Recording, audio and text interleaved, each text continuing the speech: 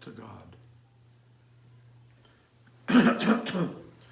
Excuse me.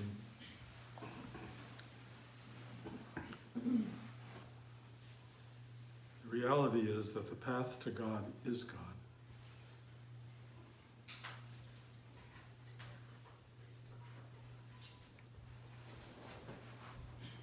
The word God is such a coded message that it's hard to decipher for many people, and it's weighted with belief systems and lack of belief systems and meaning and no meaning.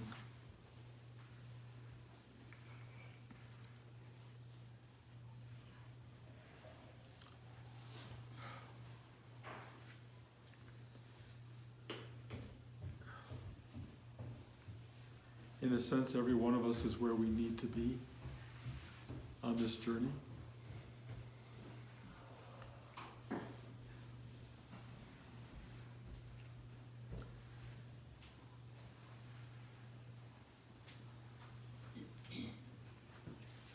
Thank you.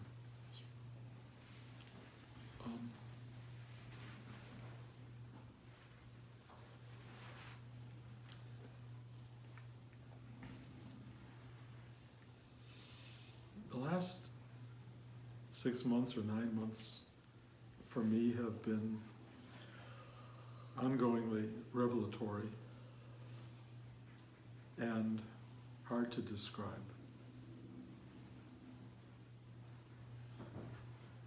I'm going to try sharing it with you as best I can. And I don't know what one needs to hear, except none of us has a clue. The path, the experience, the arrival, the revelation is beyond any of our capacity to encompass, explain, understand, figure out.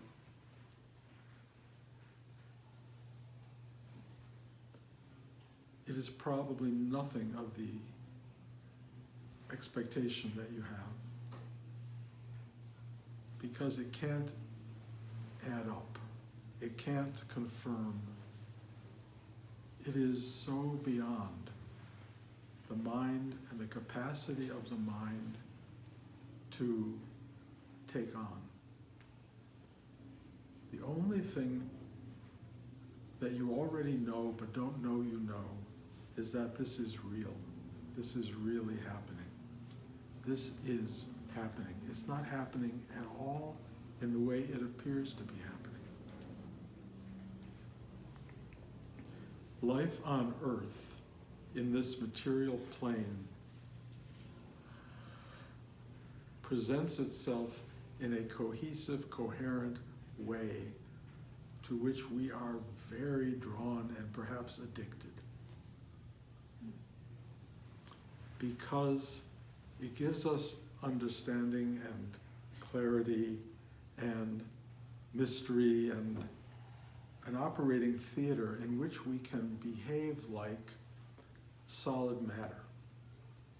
And we can interact with the world in a way that is knowable, appreciable, enjoyable, frightening, complex. But it is so profoundly what it is and beyond what it is at the same time. And to get exposed to the totality of what it is takes, if you will, training. To allow reality to present itself, you have to be able to sit absolutely still with an open heart, an open mind, an open belly chakra, with a level of allowing and acceptance and surrender that Rudy talked about from the beginning. But the requirement is so much essential, bigger, grander than we understand, so that in the day-to-day life, we said we meditate, we feel our heart chakra, maybe we have a little bit of quietude. That is nothing but training ground. It is training ground for this great, vast arrival at the vision of God. You can't bring anything with you, and we somehow cheat ourselves into thinking that only the good stuff goes with us. The happy part, the bliss. And it may in fact be true at some final state, but I will tell you the journey as I am experiencing it, and I share it with you because it seems to be what I'm supposed to do, really does go through a stage of nothingness where none of your belief systems will hold true. Nothing is the loss of everything you've ever known, understood, or trusted to be real. It is a seeing so far beyond the dreamscape of human experience that the only way to journey into that is absolute letting go. The training ground for letting go is now. This is the school of letting go. It's the school of trust, the school of open-hearted yes to this remarkable path that we're on that really, really demands everything.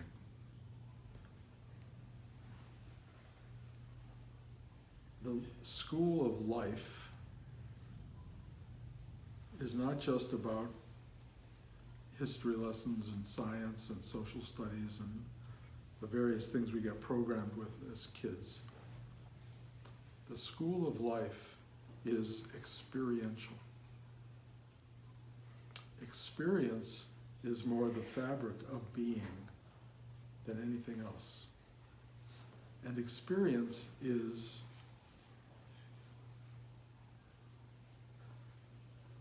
the core pleasure and joy of life.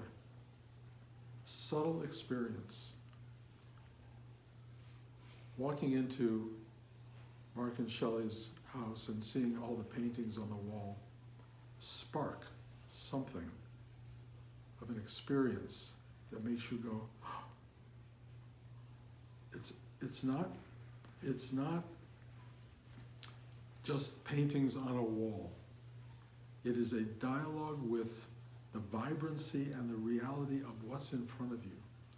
And what I can tell you is that every second of your life has a depth of frequency and experience and power and meaning and history that is beyond anything your mind can conjure. It is so full of how it came to be that everything in life is alive, and it has cohesive, historical, dynamic truth in it. And if you surrender deeply enough, you will be surrounded by living energy that is not something you can concretize into something knowable. The experience of day-to-day life is the dreamscape of thinking it's knowable. Oh, this is this and that is that, and it all stays put. The paintings on the wall stay put. Oh, those are paintings on a wall. Oh, I like them or I don't like them. Oh, it's a whole array of paintings. Oh, they're for sale. Oh, some are really colorful, some are not colorful. Some are really more engaging, some are off-putting. All of these little things are starting to play around in your head and lock up. But the reality is, everything is alive. Every thought, every sentence of your life, every single moment is the living, breathing construct of existence that you are witnessing, you are participating in, you are breathing, you are the very essence of that. And those moment-to-moment realities are ancient. They come from ancient space. They come from timeless space. They are not just something happening right now. They have such a profound witnessing of being from the inception of time and space and life as we know it. It all has arrived from different spaces, different aspects, and they are weaving together in our experience and each other's experience, and we are collectively calling this life, but what it really is God. This is the living, breathing God. It is our experience that is God. That experience of such subtle, unexpected, almost meaningless moments. Oh, I forgot my camera. It has memory in it. It has physicality in it. It has the whole concept of camera, of a thing that captures sound and light and meaning.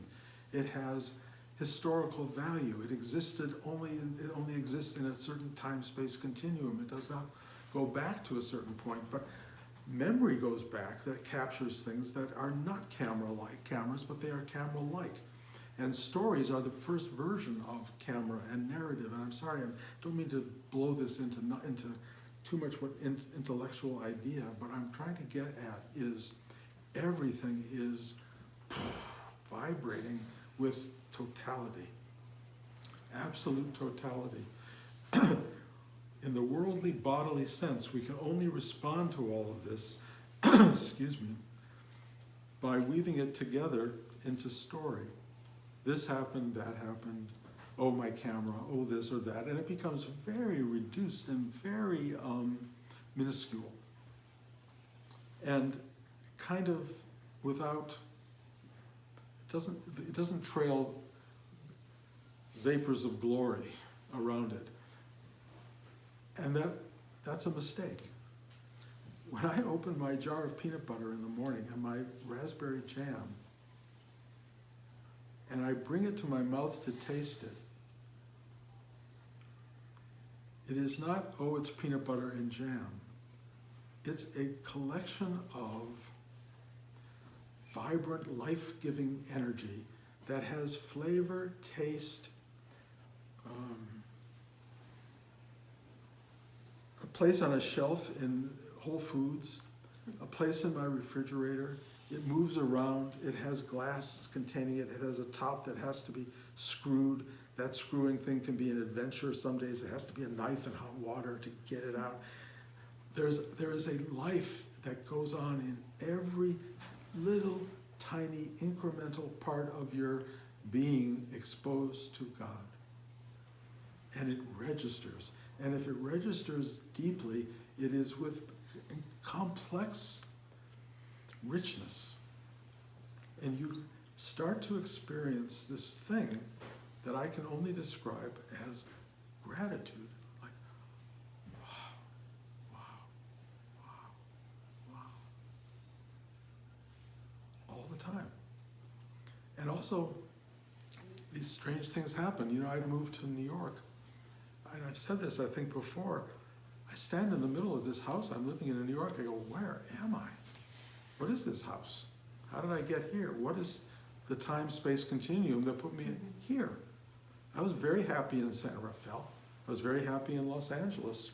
But all of that has been moved and shaken up and put into a new space that makes me go, well. And then as I start to feel my way, and that's really key ingredient, feel my way into these spaces, I'm realizing that by having all of my comfort zone taken away, I am feeling life raw. It's just there. It's not the thing that cocooned me before. It's really different. But it cocoons me in a different way, meaning the sun comes up and it's so familiar. The chairs that were in the meditation room are still in my house. The tables are still there, the paintings, and they're like these familiar notes that are saying, you're okay, you're still in familiar zone, but I am not in a familiar zone. I don't know where I am. I only know that I am in and with God. That's all I know.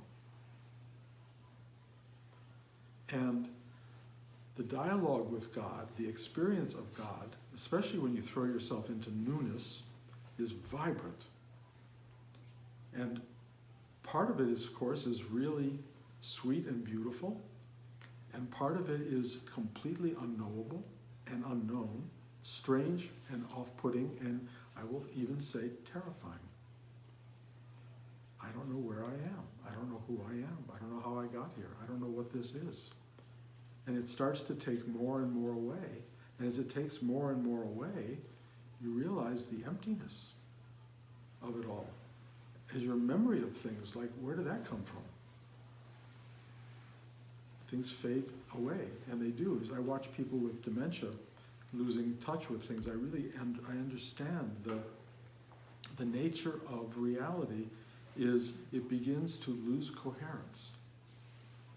And the mere promise of joy and pleasure and bliss start to fall by the wayside. And you end up with no thing at all. Nothing. And it's very scary to have nothing. But you discover the scariness is only related to your story, your human being, your shadow self, the part of you that is still not exposed to you. And slowly what you do is you start to see the reacting aspect, and you just go, okay.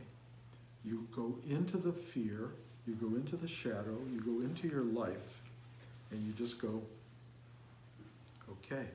And you realize how meaningful it was when Rudy said surrender. Practice surrender. Sit every day and let go. Letting go is your reactivity to this unknowable thing. And what comes about is this doorway into knowing that is not feeling, it's not intellectual, it's a kind of,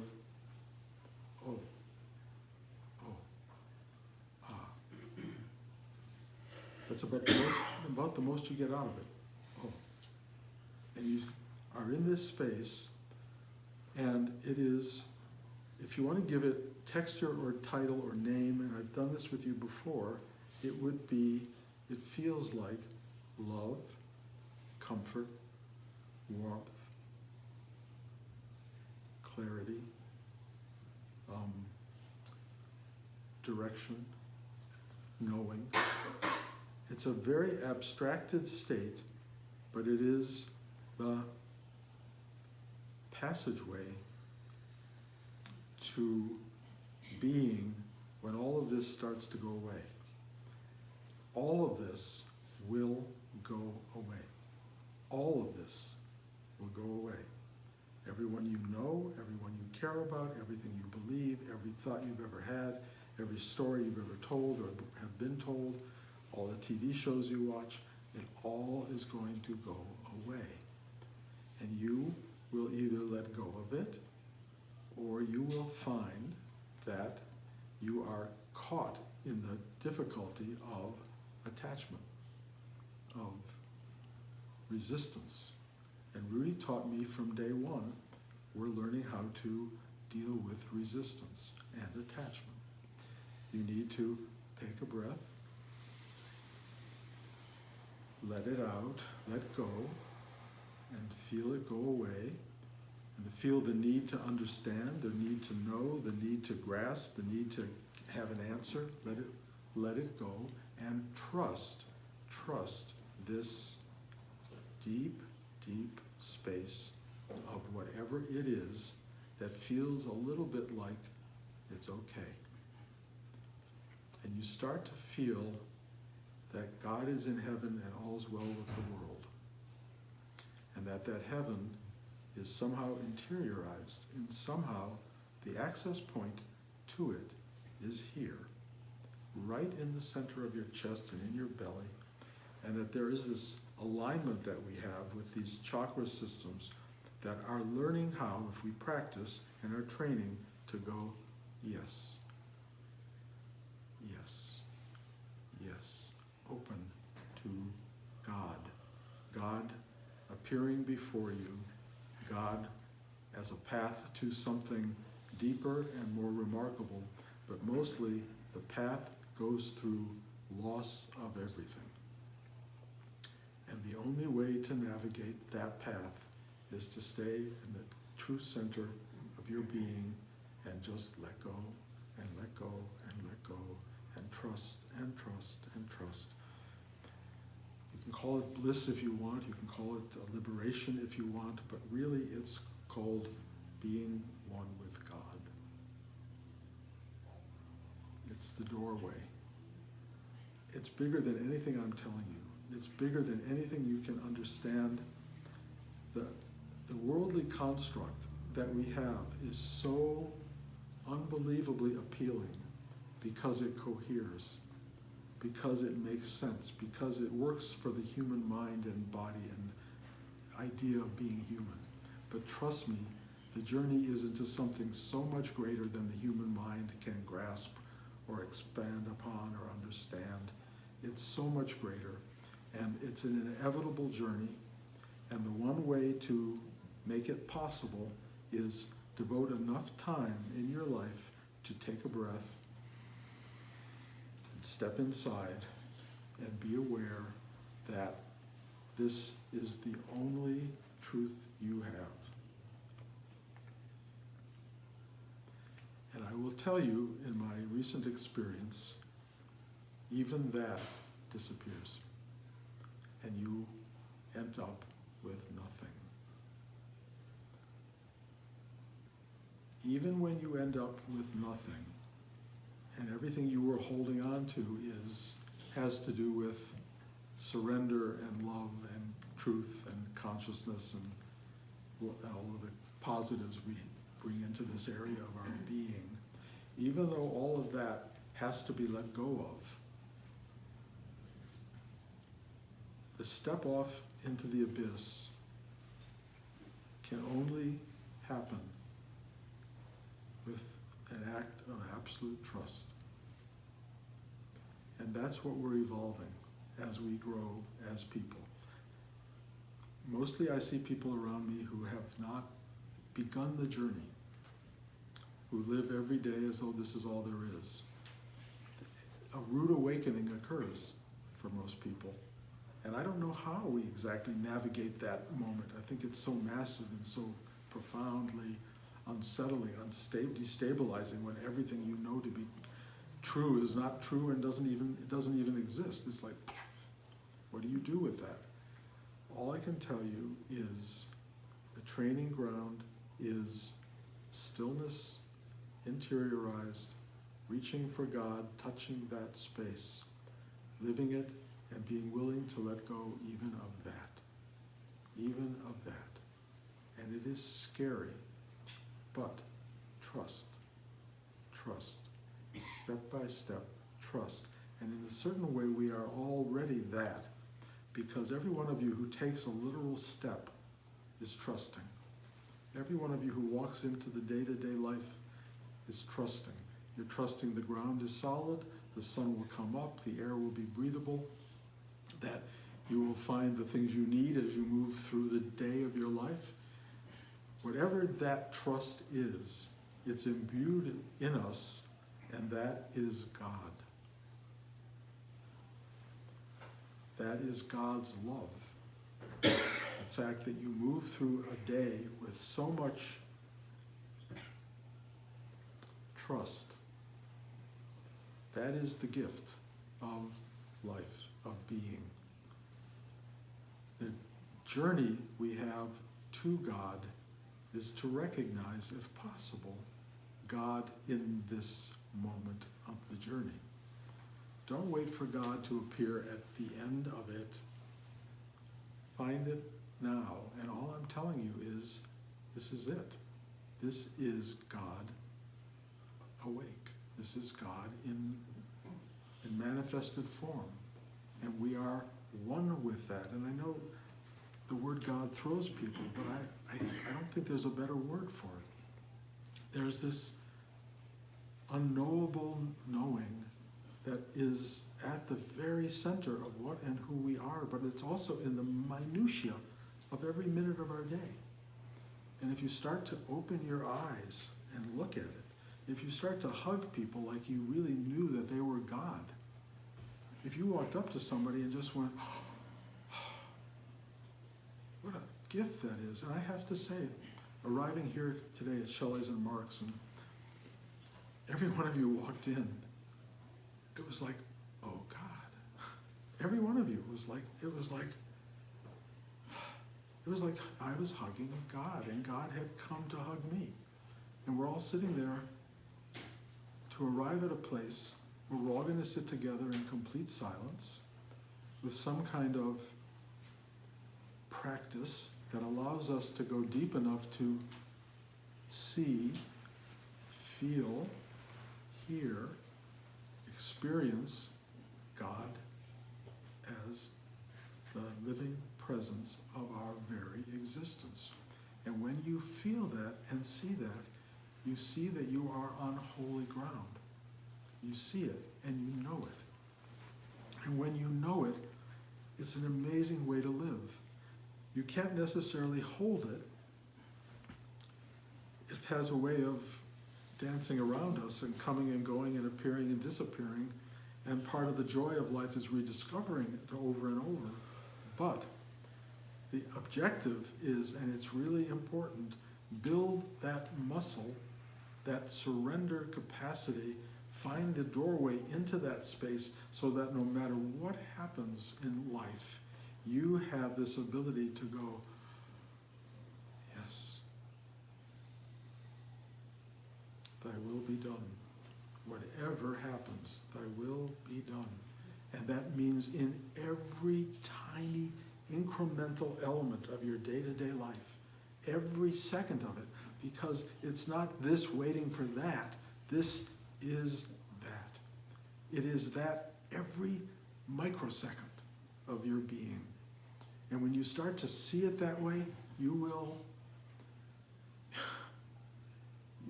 look at life in a state of total wonder. It doesn't make it easier. It's like, oh my God, it's so beyond, and yet so intimate and familiar. How can that be? No way to answer that question, but it is. It is. I'm going to plug a book. I never do that. A book that the New York Times put on in their book review last 2 weeks ago, I guess, on the front page, and then did a whole article on the author. And the book is called Weather. And it's the strangest book I have ever read on some level, because it's like little haiku poems, but they're just little observations of life. But it's really a book about a woman who has a little boy who's trying to know how to handle the fact that she's packing his bags for school and the climate change is going to destroy the world. How do you balance those forces? And I'm very much, of course, into all of that. I think about it all the time, having grandchildren and children and people I love, and the world, in my mind, coming to an end, and political realms that seem to be so at odds with hope and possibility. And I'm looking at all of that and then going, in the midst of that, this too is God. This is God. And that we are here to honor the complexity of that and the simplicity, and this book points at it. So if you want to go out and buy a book by a woman named Orfel, O-R-F-I-L-L. I remember it by saying awful, but it's Orfel.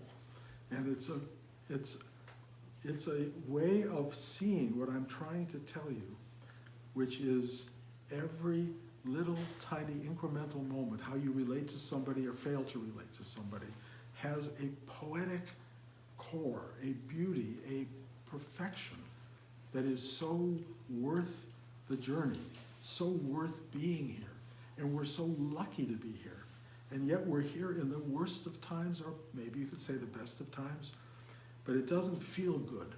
How do you find the feel good or the appreciation of joy and wonder when it's coming to an end? Well, clearly, part of the journey to God involves the end of this. The journey to God involves death, the phoenix rising. We pass through death to meet our Maker, if you will, except the Maker has been there the whole time and is death itself and is the resurrection. That is our Maker. The Hindus get that, the Christians, everybody, all religions talk about it. The reality is you can taste, touch, feel, live, embody that, and do every day, every single day. And if you can feel that, and I want you to feel that, fearful as it may be or beautiful as it may be, I want it to be so alive in you that you walk around every day loving everyone, loving yourself, loving God. And if you hate and are angry and are miserable, find the poetry in that. Find the truth in that. Find the godliness in that, because this whole thing is all part of that fabric. The fabric is everything. The moment-to-moment threads are everything. How we live is everything. And we are all on the path to God. And the path is God. And this is God. And that's all one can say. So open your eyes. Keep your practice going, because you want to find a way to have a place to go when it falls apart, which it will. When it falls apart, you just go into the refuge that has always been there, that you've always known because you've practiced going there. If you do that, if you practice, you do this work, you will be in the only place one can go that is truly safe is the wrong word, because it's going to challenge even that, but it is the ultimate knowable, and it's right inside you. It has always been inside you. It's also all around you, but that's going to go away. I don't think this goes anywhere. So,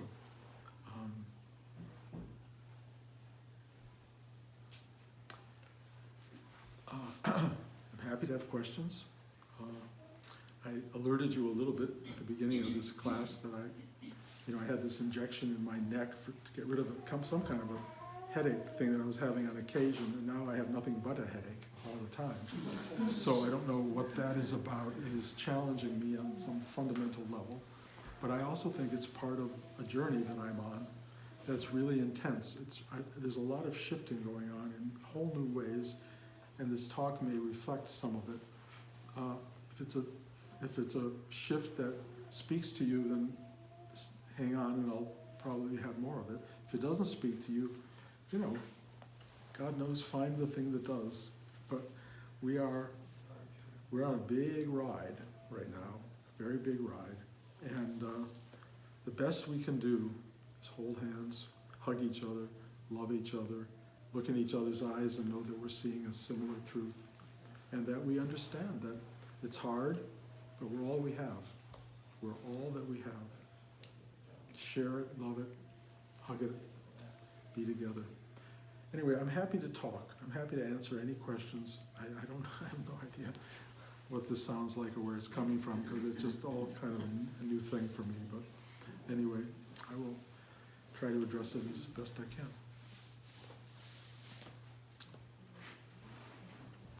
That was it, huh? Okay. I hope I warned you enough when I came in that this may be a little bit of an odd ride. We'll be going back. We're going to LA next week, I think. That's the plan. And back to New York. New York will become I think a very good retreat for Blanche and I, certainly. We have a wonderful group of students in New York. But each of you each of you is welcome to come. I'm not going to provide you with full-time living, but I would be happy to give you a room for a day or two or three and have you hang out with us. I would love you to come visit at any time. I cannot tell you how much I love everybody in this room. I cannot express it. It is a total biological connection. You are always wanted. You are always welcome, always. And if we can, we will continue to do this trip back here. I can only tell you, in getting older, that I don't like flying like this. I don't like the travel. I don't like going anywhere particularly.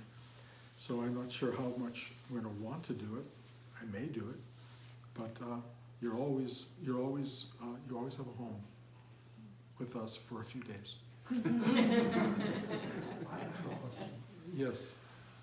You said something to me before class that I think is really important about developing one's capacity to touch source on one's own without a dependency on seeing a teacher every week or 2 times a week or once a month, whatever people do. And I was thinking about what you said, and I thought, well, Bruce has been working without a teacher for a long time. So I wonder if you could talk about that process. The only thing that I really think I meant when I said that to you, and it's a simple truth. We're in this alone, everybody. And nobody's going to give it to you. Nobody else is going to give it to you. You have to figure it out. Sorry. You've got to find the doorway, you've got to step inside, and you have to do this thing. And if you do it in a practiced way, you will have the muscle for it when you need it. If you don't do it, if you rely on somebody else to give it to you, if you rely on books to remind you that it's there, if you think philosophy is going to lift you off into the heavens, I don't believe it will work that way. I really believe this is vital, vibrant, and essential work. Go inside and find that space of God within.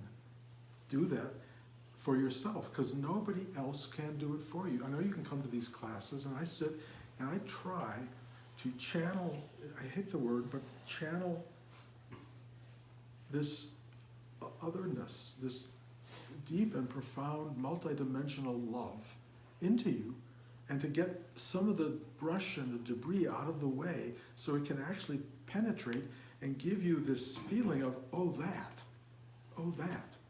But the thing is then not to wait for Bruce to come back like here every 5 months or something and to have that come back again. Sit every day. Go into this space and find it. It's not hard. It's like, oh God, that again. I mean, that can happen. I'm supposed to do this physical therapy now for my neck, and I go, oh God, but it really works. It just helps. These stupid exercises help. Meditation, I sat for, decades daily. Opening, and when you need it, it's there. It's there, and you will need it.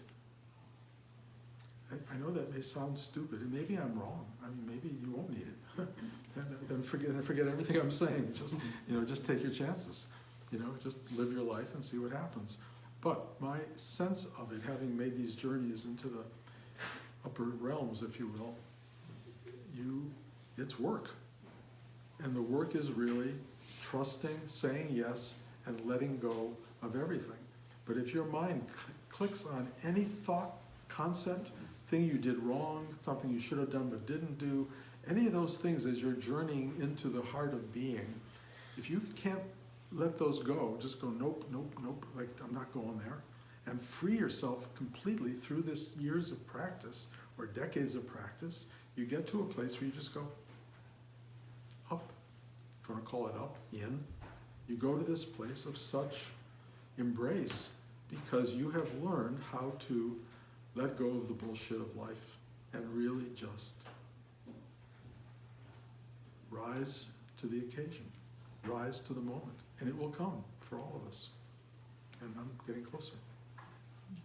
I want to add a small detail to what you talked about when you said dislocated you feel and how you don't know where you are, you're feeling lost. But at the same time, you're falling in love with where you are. And every tree speaks to you, and the ride into town makes you happy. And so it just, there's a complexity there. I get that. I get it. I do not understand it, but we are loved. We are loved. And I can't explain the palette of winter, but it is gray and brown and dull and icy and cold, and I wake up to it and I go, it is the most beautiful palette imaginable, and I never knew I would fall in love with that. But I am falling in love with what is, at the same time having no clue to where what is. No clue. It's just there. I will tell you, nature is really, really important because it lives way longer than most of us, or it can. It's rooted, it's still pointed, it's alive. It is in many ways supportive of our lives, of our breath of the air. I revel in it. I go for these walks out in the cold. I go for walks down these roads that are surrounded by trees and hills. And I mean, it is so beautiful. And I've said this to some of you in my mailings, that our roads are country roads. They are 2 lanes. And all the houses and where we live were built in the 1800s, most of them. So it's really different. It's a different century. It's just lovely. And every hill and curve you go around is more beautiful. And a cab driver driving us home said, you know, whenever people come up to the country to look at the change of seasons, he said, I take them on your road because it's the most beautiful place to see the change of seasons. And I didn't buy the house knowing that. The house is in no way my idea of a house, of what I would have bought. It's a strange, for me, it's just kind of a strange house. But when Blanche and I walked into it the very first time, we went, oh, it totally took us in. And then I thought, well, I could do this if I turned the garage into a big room, another room. I wanted more space. And then our contractor said it's going to cost you a fortune to build that, but if we do it on the other side of the house, it will not cost you a fortune, and you'll get a basement with a big gallery and studio space. We'll get this room that we're going to make. You can make it all with windows, and then you get a big deck on top out of your bedroom, so you can walk outside into your own treehouse afterward, and it'd be for the same cost as it would have been for the other side of the house. And we went, yes. Now, of course, it's costing more than anything we had imagined, but it is more beautiful than I had imagined, and it is becoming home. But really, the truth is, and Blanche said it, this is home. This is home. You know, walking into Shelley's or Mark's house is home. It feels it. You walk. You know, there are so many spaces you go into that are home. Many people live in houses that are not home, and you come to recognize when home is home. And you can also bring homeness to any location. You really can. If you're smart, you will. But home is what I was trying to talk about before. It's this meshing of experience. This experience, this experience, this experience, this experience.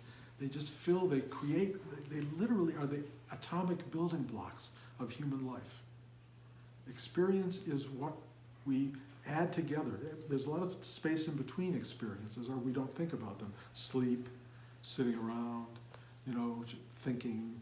It's just, that's not so experiential, but then things happen, you know, like, you know, it could be anything. You know, you could go out to get the newspaper. I have to walk to the end of the drive, and it's muddy and cold and fresh and, you know, effortful, and it's like, and it's every day. So it builds a level of experience that is weaving together life as I know it.